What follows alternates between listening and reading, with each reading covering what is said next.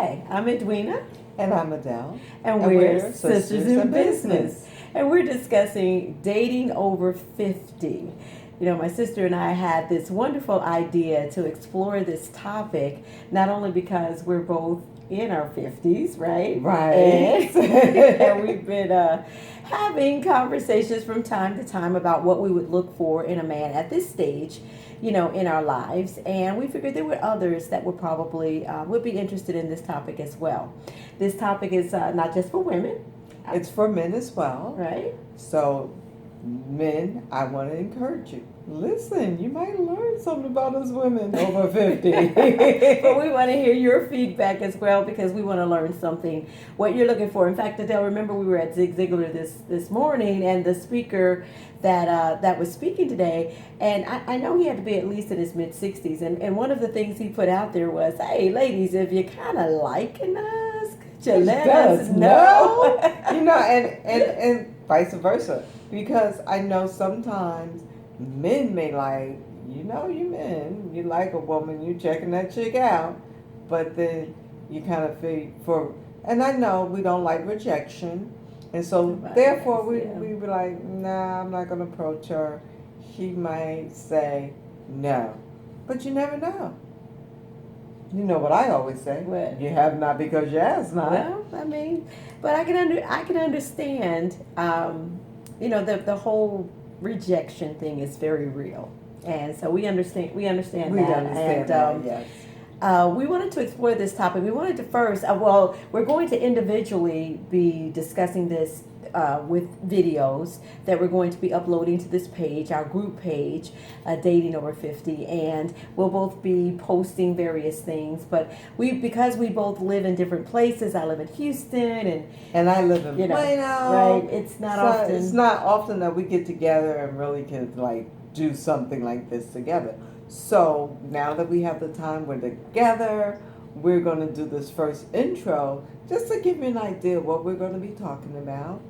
And then we'll be doing separate ones. She'll be doing a separate post, and I'll be doing a separate posting. But when we get the opportunity to come together, absolutely, we will never part as sisters. Absolutely, we will actually come together and do a couple of videos together as well.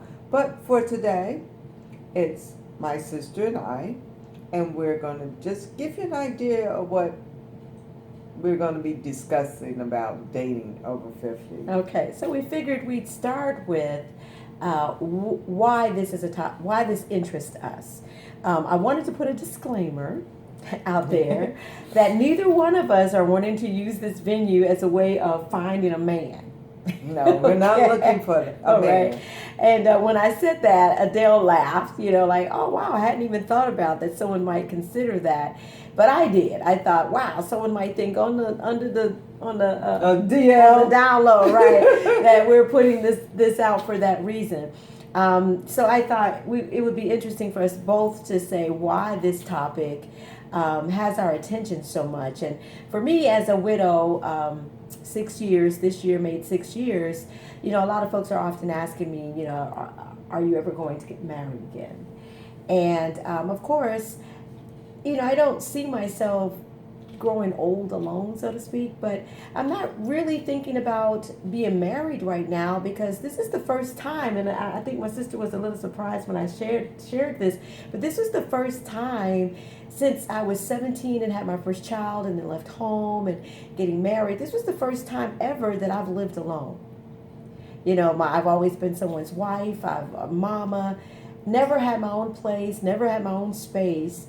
And so for right now, for me, I'm exploring who Edwina is for the first time in 55 years. In 55 years? Yeah. And me being 56, I do want to get married again. But I realized that expiration, having been dating off and on here and there, that now I really want to take my time to get to really know the person. Because sometimes dating, we might meet the representative instead of the character, which is the true person. And I want to meet the true person, not who your mama said you are or who your coworkers say you are, but who are you really?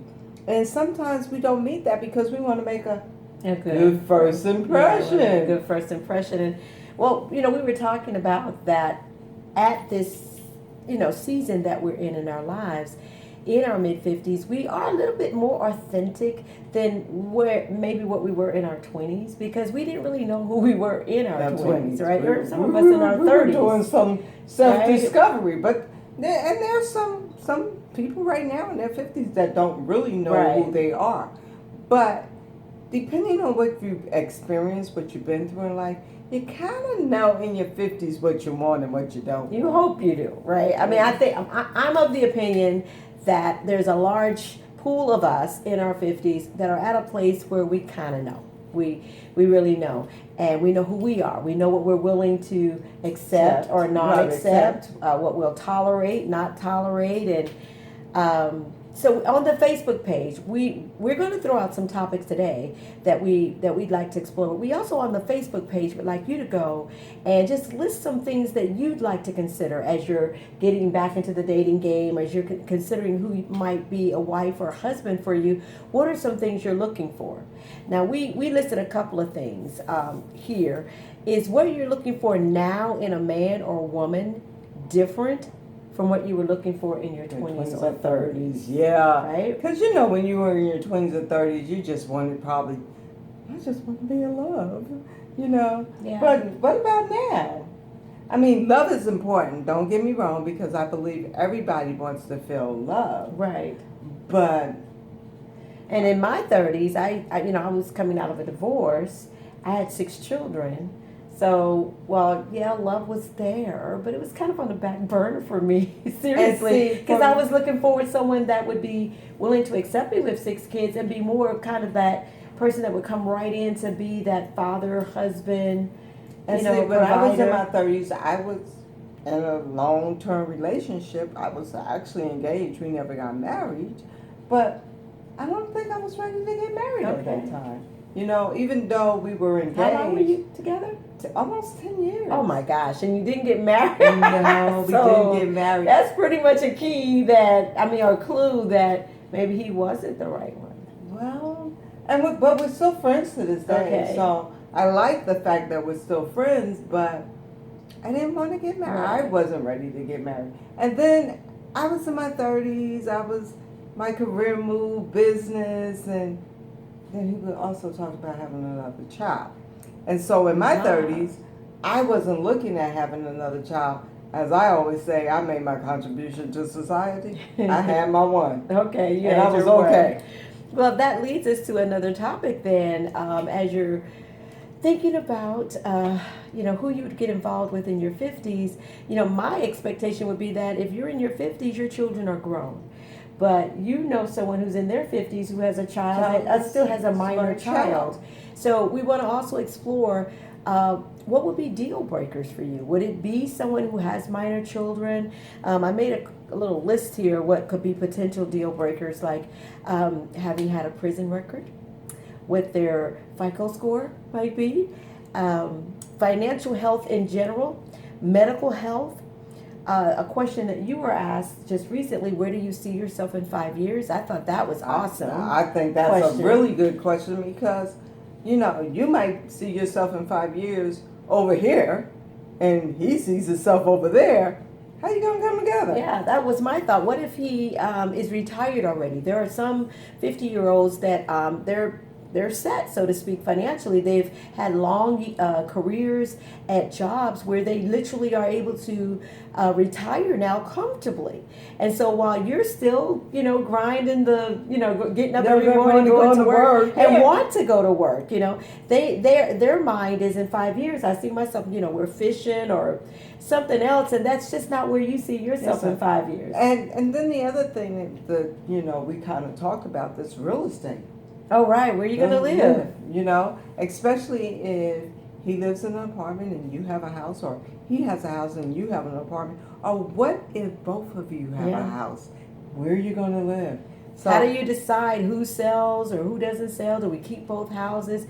Names, from the female side of it. Do I remain Edwina Frazier, which is my married name. My maiden name is Foster, so am I going? But I'm very well known as Edwina Frazier, Foster Frazier at that. So am I going to become Edwina Foster Frazier, fill in the blank? Right. The whole for females, the whole hyphenating the name. What are we going to do with that? And when you're in your 50s, you pretty much got comfortable with the last name that you have, and then now you're getting married. What are you going to do? And so that's something to explore and to think about. Yeah, there's a lot of potential deal breakers. We really want to hear from you on Facebook, our Facebook page, Dating Over 50. What would be some potential deal breakers for you and why? We'd love to hear that. Let's see, is there anything out here? We talked about, I guess it's along the same lines. Are there any things you check out about them now that you didn't think about when you were younger? I didn't think about checking anybody's credit score, but that's something that we discussed. And I think we kind of said this. We talked about health, because that's important to have. When you're in your 20s and your 30s, you're not thinking about the health. But now when you're dating over 50, there may be some health challenges. Right. Are you willing to deal with that? So we're going to kind of explore and talk about that as well. And the credit piece, the financial piece. I was just going to say that if we decide to get married, your debts become my debts. Am I willing to take on those responsibilities? Right. And I mean, those are things to consider, and that leads us into what we really wanted to kind of talk about today together is the perfect man, perfect woman syndrome. Yeah. Because, we were talking about being selective, that just because you're in your mid-50s doesn't mean that you have to just, accept anybody rogue that comes along. Because, right? Some of us feel like, oh, I've got to have somebody because I'm getting older now, and so we settle. But I want to encourage you, don't settle. Keep your standards. As a matter of fact, set them a little higher. Because you know where you are. You know where you've been. You know where you want to go. So keep those standards. Don't take any, like my sister said, any butter roll that comes along. I think we also kind of had that reality check that, because, one of your friends might say, hey, you're looking for the perfect man, or you're looking for the perfect woman, and he or she is just not out there. And our objective is not to say that there's a perfect man or perfect woman. We're not perfect, right? We're not perfect, but there's a perfect someone just for you. Or, well, she says perfect. I like to say there is nobody perfect, but there's someone that will complement you on a lot of the pieces that you're saying is important to you. So out of 10 things, if I can get somebody having 7 or 8 of my 10, I would consider myself. Well, if they can pass a 7, I have to agree with you. There's not that perfect, but are you willing to compromise and accept that person for who they are? So that's something to think about. I don't know. That's where maybe it's semantics. She's saying compromise. I don't feel like I should have to compromise at all. If I have a list of 10 things, and he has a list of 10 things, and on his list I meet a 7 or better, and he meets a 7 or better on mine. But when I say he meets a 7 or better and on your list, and you meet a 7 or better on his list, the little stuff, or that right? 2. To me, that's not compromising. That's me not being perfect. And I'll be honest with you. The way I look at it, and of course, we're going to have our different views, is that we accept the person for who they are. And if you can accept the person for who they are, they meet your 7, he meets my 8, then we're accepting them because that's just who they are.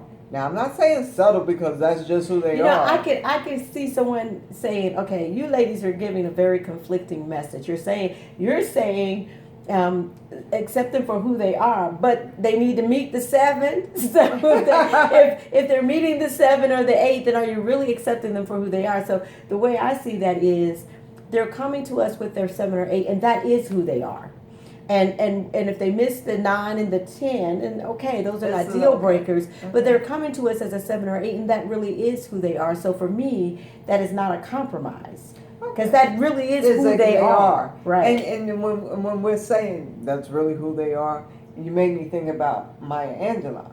When people show you who they are the first time, believe them, because that's who they are. Okay. And so, when you're dating and you realize, oh, he likes to do this, but I don't like to do that, and when the dislikes become more than the likes, then maybe they're not the person for you. One of the things that I would suggest, Edwina, is maybe getting a piece of paper, folding it in half, write down your likes and your dislikes, so that when you do meet that person, and it doesn't mean it all comes out at once, but at least you can go back after the first date or the second date and look at your list. Well, that's why I said we really want to hear from you about what would you consider to be deal breakers for you, and that's going to be very personal for each person. So we're not saying here's your list. Here's the perfect list, right? We're simply saying what is it for you, and I'm as I've pondered that for myself, I'm thinking, I could put this list and present it and find someone that they may not fit that list at all, and yet I am just so in love with right? Them, right. And that can okay. happen. And the very thing that you thought would have to be, like we were talking earlier, and I said, I think I'd like somebody that is musically inclined, not just enjoying music like as we both do. We both enjoy old school music, but I'm thinking of someone who actually can play an instrument, maybe a guitar, piano, or whatever, because it seems like folks that are musically inclined have certain components of their personality that I'm just drawn to. Adele mentioned about someone that could sing to her, so maybe he didn't have an instrument, but he could sing to her, or someone that you could just sit down. I call them coffee conversations. Someone you could sit down, have coffee with, and before you know it, it's 3-4 hours later, and you've explored a variety of topics of just can talk about anything. So that's very appealing as well. But suppose I find someone that can't play an instrument, doesn't really get into the music that I like. But you fall in love with her. But he enjoys having conversation, and that might be one way of prioritizing your list. Put down everything that you like, and then start going, but what if he didn't have this? Or what if he didn't have this? And you'll be able to weed out, well, you know what? If he doesn't have that, that's not so bad, but this... But he really would have to have, right? Edwina, you're saying, but what if he doesn't have this, or what if he doesn't have that? Gentlemen, same thing. What if she doesn't have this? Or what if she doesn't have that? Because we're not just talking to the ladies, we're talking to you too. We want you to know that we're in tune with you as well. We know you got your little thoughts too, like, well, if she do this or she do that, that's a deal breaker for me, ain't no. Okay, so here's something I would like to know. I really want to hear from guys on this one. My daughter actually brought this topic up. So she said, "Ma," and I'm thinking of our culture, African American in particular. She says, "Ma, when do you let him know that is it weave, is it not weave?